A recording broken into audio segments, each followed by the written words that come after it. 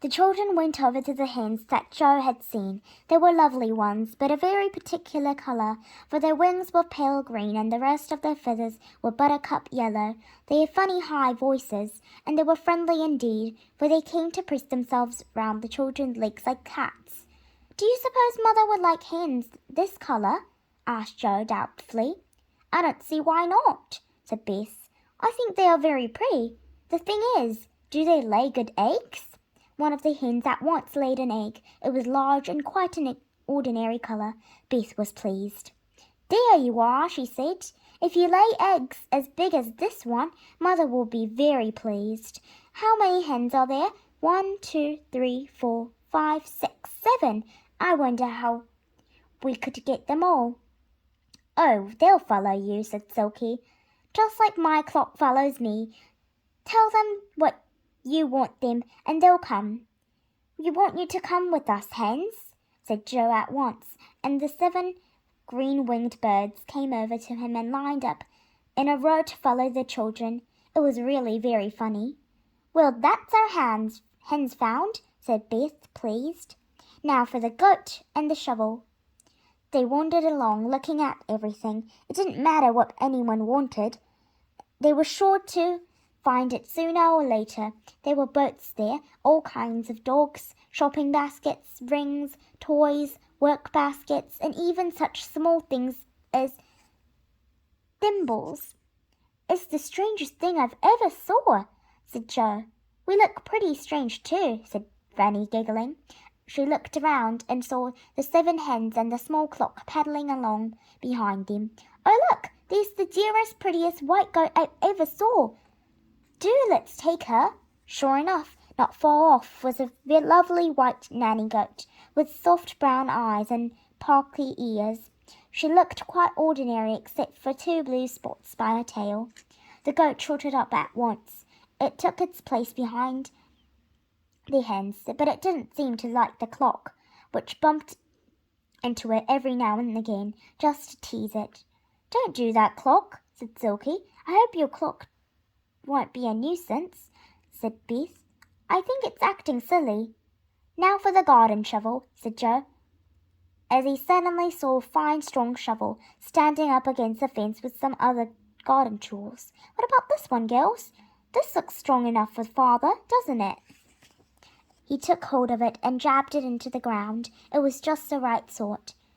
Joe put it over his shoulder, and the 4 of them grinned happily at each other. "We've got everything we want," said Joe. "Come on, we'll go back to old Moonface, and then we'll take some cakes to eat at home." So, followed by the 7 hens, the white goat, and the clock, the 4 of them all made their way back to where they had left Moonface. But he wasn't sitting where they had left him.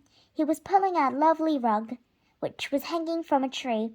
It was perfectly round, with a hole in the middle. "Hello, hello!" yelled Moonface as he saw them. "Look what I've got! Just what I've always wanted for my round tree room. A round rug with a hole in the middle where the slippery slip begins. Wonderful!"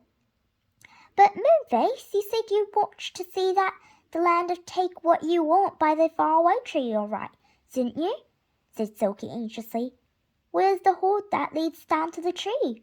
"Oh, it's somewhere over here," said Moonface, draping the rug around him and staggering off. "Come on, we're sure to find it." But they didn't. It had gone, for the land of Take What You Want had moved away from the faraway tree. "Moonface, that's very bad of you," said Joe anxiously. "You did promise." Moonface looked worried and pale. He hunted about for the hole, but there was no hole to be seen. He began to shake with fright. "I've got you into a terrible fix," he said in a trembling voice. "Here we are, stuck in an island where there's everything we want, and the only thing we want is to get away." Everyone looked upset. "This is just too bad." "I feel cross with you, Moonface," said Joe in a stern voice. "You said you'd keep guard, and you didn't. I don't think you're much of a friend." "And I am ashamed of you too, Moonface," said Silky, who had tears in her eyes. "We'll find someone to help us," said Moonface gloomily, and they set off, Followed by the hens, they got the clock, which kept striking 4 o'clock, and nobody knew why.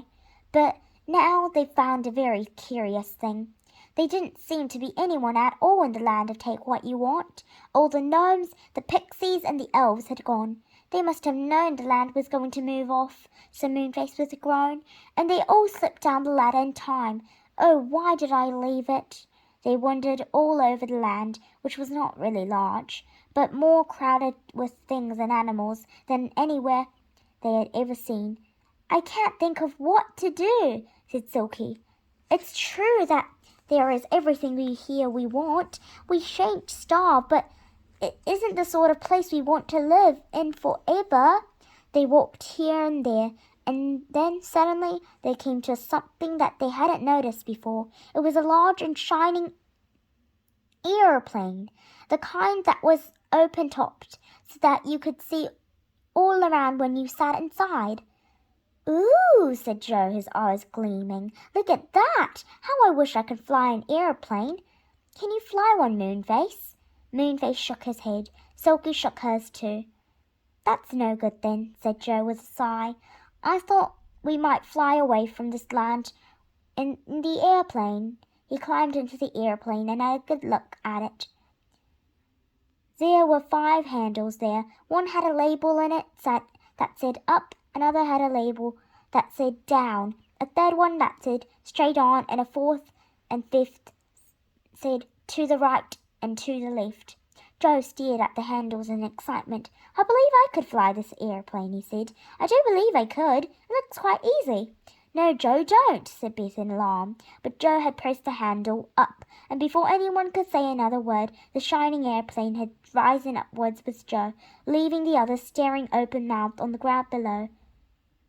Now Joe's gone, said Franny, and burst into tears. The airplane rose up and up. It circled around. When Joe pressed the handle labelled to the right, it flew straight on when he pressed the third handle, and it flew down when he pressed the down handle. It was just as easy as that.